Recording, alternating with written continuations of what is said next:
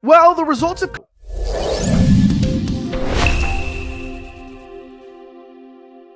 CBS News reported that UK's new election results are in, and the Labour Party, which you can think of that as sort of the Democrats inside of the United Kingdom, has won with a major two-thirds landslide.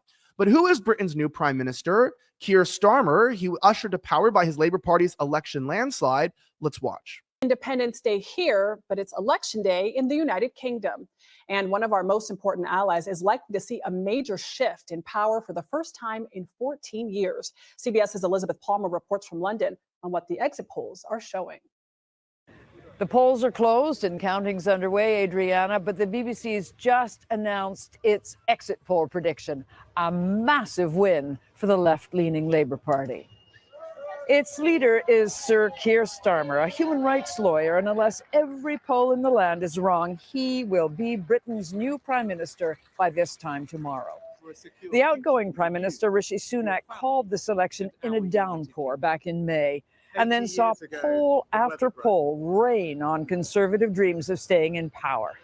Britons are fed up with a parade of conservative prime ministers, including Boris Johnson, whose officials hosted parties during COVID lockdowns, and Liz Truss, whose radical policies tanked financial markets. They've also had it with a deteriorating health service and the cost of living going up and up. The return to power of the Labour Party after 14 years, Adriana, bucks a trend. As the far right rises in Europe, Britons, it appears, are turning left. And that's very interesting. In this UK election, to put it more plainly, if you look at the actual results here, End Wokeness, a popular account on X, broke it down. The UK's election, Labour was 34% of the vote, but got 64% of the seats. Now, I'm not an expert on foreign elections, but I can tell you that the way that they select their opponents, the way that they select their party, it doesn't necessarily mean that everybody wanted a Labour government. What it means is they probably didn't want the Tories. They didn't want a conservative government, or they just didn't want another party in general. Because when you get down to the actual, party, for instance, you see Reform UK, which is Nigel Farage and those looking to eradicate Islamism and this radical wokeness from the United Kingdom, got 14% of the vote, but only got 1% of the seat share. That also looks in retrospect to the Green parties, which got 7% of the vote and also got 1% of the seats.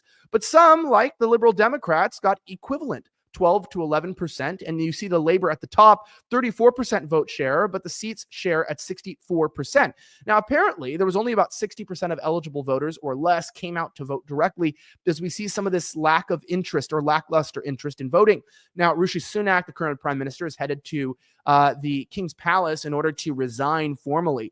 Now, I don't really know what this means because the current prime minister that they just elected, he, number one, couldn't define what a woman is recently. He was asked if women could have penises, and he said he just didn't know. On top of that, he's also a big supporter of foreign countries like Ukraine and Israel, so we're going to stay involved in foreign wars with our ally for the time being. I don't really see that this is anything more than two sides of the same clipped coin. But that's just my opinion. You might think differently. I don't really see Labour doing much more than what the Conservatives did or anything really different, because just like the United States, they have a uniparty. Now, many of you know that here in the United States, things are going to be in somewhat of an upset of our own election. So Americans are preparing for the worst with emergency supplies from My Patriot Supply. You can get their 1-week food kits today, $50 off at preparewithvnn.com. If you've been waiting, you shouldn't. These 1-week meal kits come with over 2,000 calories a day, so you stay full. They're stored in a rugged ammo can, so they last 25 years. That's my favorite thing, 25 years when stored correctly. That's the best thing about it. You could buy it now, and it essentially pays itself off with inflation. These things will be so much more expensive in a decade. It's basically free if you buy it now, and you don't use it, and I hope you don't, but you might need it, and you don't want to be left without food today. Go to preparewithvnn.com, PREPAREWITH, VNN.com. Use and when you go there, make sure you get that $50 off today. Stock up on the 1-week kits. You're not going to want to wait.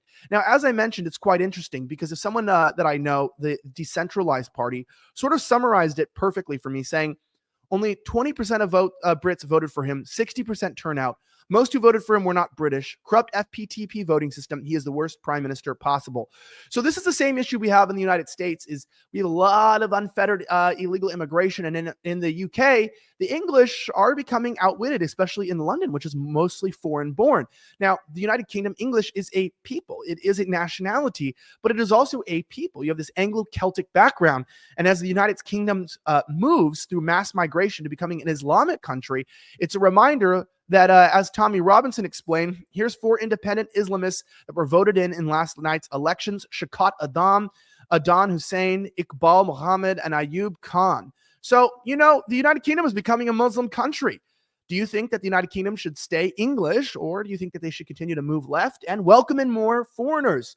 Let me know in the comments down below. And if you want to receive more videos like this, you can either subscribe to our Rumble and our X account. We're at Vigilant News, or sign up for our newsletter at vigilantnews.com. I'm Elijah Schaefer. Have a great rest of the week. And may God bless the United States of America. I'm signing out.